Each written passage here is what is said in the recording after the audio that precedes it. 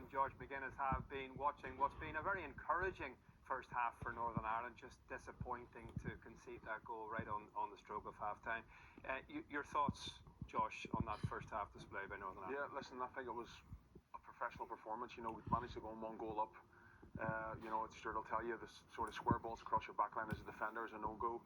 And Justin Devaney managed to read it fantastically well and put a dangerous ball in the box to go 1-0 up. But Isaksen's, he's even though he hasn't been an outstanding performance in the first half, I think he's been probably the brightest spark for Denmark, and he hasn't got much joy staying out wide. So he managed to drift in the pitch, find pockets, and he's used Trey Hume as a marker to bend the ball around and sort of get Denmark back in the game. But I think it changes the landscape going into half-time in terms of the half-time team talk. But massive kudos goes to Northern Ireland. I think we can take massive positives going into the second half here. Yeah, just after all that good work, just to concede there right before half-time.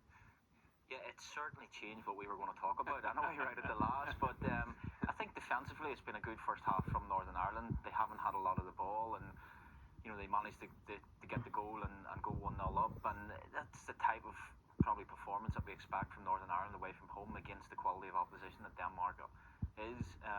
Michael will be really disappointed with conceding that goal. It's just a lack in concentration, maybe a bit of communication issues right at the last, and this is what happens. The best teams punish you. But he'll be delighted with how they've defended.